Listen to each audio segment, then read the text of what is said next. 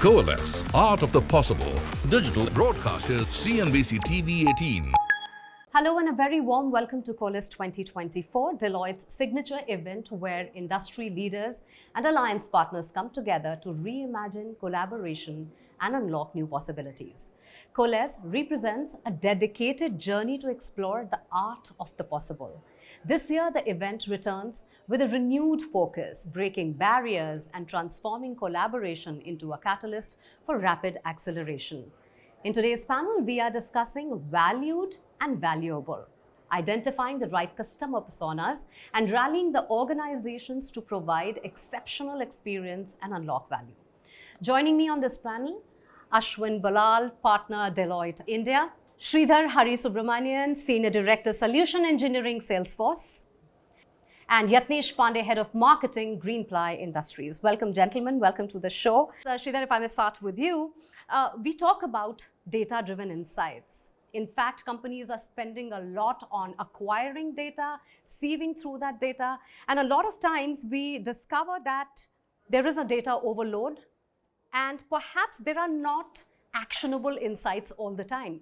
Where are companies failing in assessing data when we talk about finding the right consumers and consumer activity? Data again has taken a lot of prominence, although the usage of data itself is not new to anybody, right, in the industry.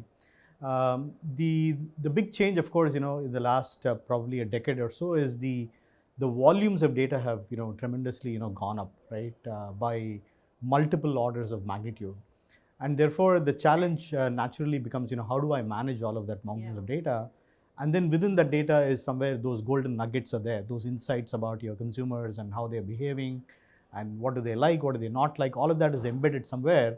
So the challenge, of course, is how do you get to that nuggets and mine the data properly, exactly. And therefore the big challenge I think companies are facing is one, of course, the quality of data may not be great, that might not yield the results or the answers that they're looking for. Data also resides in what we call as silos in various parts of the organization. The definition of the data is not consistent. There is no common dictionary, so to speak. And then data itself is of various kinds, right? It could be structured, unstructured, and so on and so forth. So therefore, I think organizations need to have a kind of a holistic, view of, having a data strategy, if you will, and especially with, all the attention now going to generative AI and things like that, data becomes even more, important. If you don't get your data strategy right, you're not going to be able to go very far with generative AI capabilities. Ashwin, if I may get you in, customer relationship management and customer relationship management tools are being developed at neck-breaking speed because the customer themselves are changing. They want everything now. Their expectations from a brand or a service provider are so huge. What are the classic challenges that the companies that you're working with speak to you about when we are talking about these tools? Yeah, sure. I think as far as customer relationship management and the challenges that companies face in understanding their customer is, we spoke about data and how much of data is available. Right. But to use that data to understand, where are your customers, what are they thinking, what do they want, right? And how can I serve them best? A simple example would be, if I am catering to a particular customer segment, in which parts of our country are they available today? How can I set up my ecosystem around those locations so that I can deliver much faster? I can improve the experience of the product, right? I think that is what companies are really trying to solve, right? So it would mean you would need to kind of look at data, third-party data, which gives you demographics of people, the spending patterns of people, then identify where your target segments are, look at your internal data on how customers are buying and selling. So it's about getting all of this together that customers are really looking for, and then basis that kind of remodeling their business, distribution channels, if I may say, to kind of service the customers largely better. Right. So, yeah. Yeah, Yatnesh, I'm going to take a thread from there. We're looking at business growth, where you need newer customers. You're looking at brand loyalists. and then you are looking at the feedback that your customers, new and old, are giving you about your brand. How does it all come together, and how does service provider get valuable feedback? Like we say, data is available in abundance, feedback is available in abundance, but then how do you sieve through that feedback also, whether that is applicable, whether it is enough? What are the perhaps the reinforcers that you can give to your customers to actually come to you and give you that valuable feedback that you're looking for? A whole lot of things packed in one question. Customer experience is the equal part of the art and science. Science, what the Sridhar brings to us, the technology, data gathering, and predicting from those data whatever the behavior intents are there, and art, intricating all those things inside into the developing those customer journeys. Right. Now, if you have to see the customer journeys broadly, they are divided into the two parts. One is the long term, where the customer go through the intricate deliberation, and one is the short term, where there is a random decision making is happening. My category belongs to the long term consumer purchase journey. In this long-term purchase journey, consumer spent a good enough time. Like the average time to decide the home interior is 7 to 12 weeks. Yeah. In that time period, he is able to take a call for what he want to do for his house. So our side, the effort is to how can we give the strategic alignment between the various touch points and the key conversion movement. And we generally use the approach called the RBM, reach through the business movements. And within that, we try to help the consumer during the various phases, like the information gathering phase, evaluation phase, and the decision making phase. Just one very apt example of the feedback of the consumers. We realize from the consumer feedback, the consumer are not able to decide what kind of the brief they have to give for their home interior. They were making such a big project, but since beginning, they are not able to clear. They have the design aspiration, but I am not able to write the brief for my interior designer, what I want for my home. So we created those kind of the tools, those kind of the content library so that they can take the help. Then another very recent example, from the data, we trying to figure out the consumers are not able to clear the doubt about whether they have to use Vastu for their home interior or not. Yeah. And we created one small content, Vastu is a myth or science, and that's got consumed. Right. So that's where we try to help their navigation of their journey in very smooth and efficient manner. Wonderful, wonderful personal experiences coming from there. You know, Ashwin, everybody works in silos. For, you know, take for example omni-channels. I buy something and I will get perhaps multiple messages from on my email, it will be separate, on my WhatsApp, it will be separate, on my mobile text message, it will be separate. And a lot of times, if I have lodged a complaint, that's what people say. I've already spoken to your phone banking, and nobody else, you know, the ones who are at the back end have no idea about it. How do you bring these silos together? Everybody is working in different categories, different departments, but then to give your customer that unique experiences, that whatever platform you're using, you know, we are hearing you. How does that happen? See, I think there are two, three parts to this solution, right? So one is very cultural, second is technological, Right. and third is a more process or a journey-based approach to doing it, right? Let me start with the technological, right? So today there are good amount of technologies out there, I mean, which kind of give the insights to whoever wants to kind of speak to the customer, right? So then they know through the chain what has happened, what have they.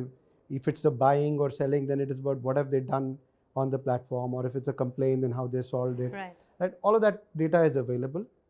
The next is about journeys and measuring it in terms of how do you measure the different people across the value chain, right? And if there is a common metrics that binds all of them, it becomes much easier for an organization to kind of build processes that will help break the silos. But I think what is very important is also the cultural aspect. There are several companies out there who are very customer focused, who make sure that every person from every department spends time with the customer for X number of hours a year, right? It just changes the perspective. So for example, if a procurement guy spends time with the customer, his perspective of what he needs to procure changes, right? Right. Similarly, it's not just the salespeople who need to speak to the customer. So if you're able to build that culture in the organization, that is what builds a customer-centric approach, and hence then you're able to stitch together a lot of these solutions. You spoke about metrics, Sridhar. How do we move from traditional metrics that are measuring these? Are there newer metrics that need to be introduced? How can we link this with KPIs? How can we look at a more holistic way of measuring these activities? Yeah, and I think this is also an evolving kind of a field, I guess. Right. Because now the number of sources from which you are getting data have just really grown astronomically, right? But at the end of the day, I think you need to be really clear about what value are you delivering to your customers and what metrics really matter, right?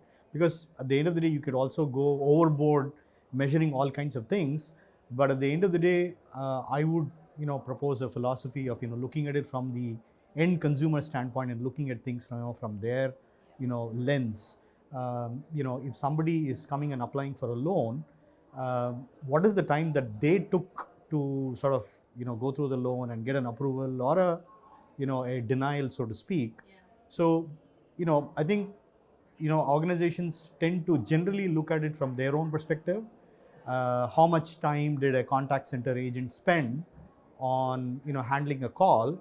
But I think the true metric should be whether that issue was resolved or not. Correct. Right? Yeah. So I think there is merit in measuring things from the company's perspective, but I would also encourage companies to look at it from the other stakeholders' perspective, which is the customer's perspective. And I think these metrics will differ by organization, by function.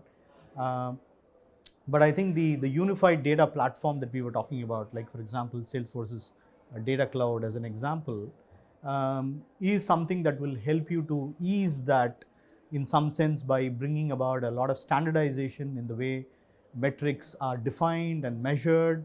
And ultimately, you also have to act upon them, because if a metric is trending down, you have to be able to figure out what is the root cause of why this is not happening the way it should. Why is it in red or yellow as opposed to green, and give you the necessary tools to double click on it and get to the bottom of it so that you can take corrective actions, right? So I think that closing the loop also is important. Yes, measuring is important. It tells you exactly where you're going. Yes. But if something is not going in the right direction, you also need to be able to take that corrective Intervene. action so that you can measure it again. And that's of course a sort of a never-ending cycle. Right? So, Yatish, I'm going to have you have the last word, taking a leaf from there, which is that the customer today expects a lot from you. It's almost like asking God for patience, give me patience and give it to me right now. And that is what is happening with the customer. They want agility, they want their matter to be closed, they want feedback, they want service. And a lot of time the processes are not as agile or as resilient. How can companies, and what has been your personal experience in dealing with expectations of customers where you have to work with their speed and not perhaps the speed of your own processes? Okay, so what we think the customer journeys are not linear anymore. Correct. They are more hexagonal, they are more crisscross kind of thing. Nowadays, consumer do the exploration, evaluation continuously. It's not like they go with the phases on this thing. And thanks to our entangled live in web, we have so much information, and right or wrong, whatever, they will keep coming on this also. So as a brand, what we try to do, we try to help the consumer getting the right set of the information, because that's the first thing. If we will have the right set of the information, his informed decision making will be into the right direction.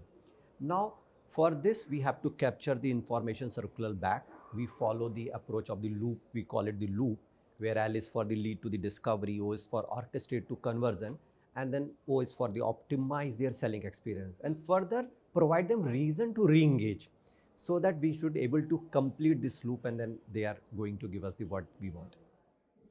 Ashwin, you want to add to that? I guess I think he put it right. The choice is finally that of the consumer and customer.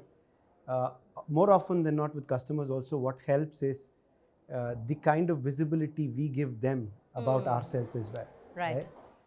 And if you are very honest and completely transparent with customers, they know what takes how long, and they typically tend to be okay with, let's say, sometimes the process is not being, delivery is not being as fast or any such thing, right? So I think transparency with customers is also very key.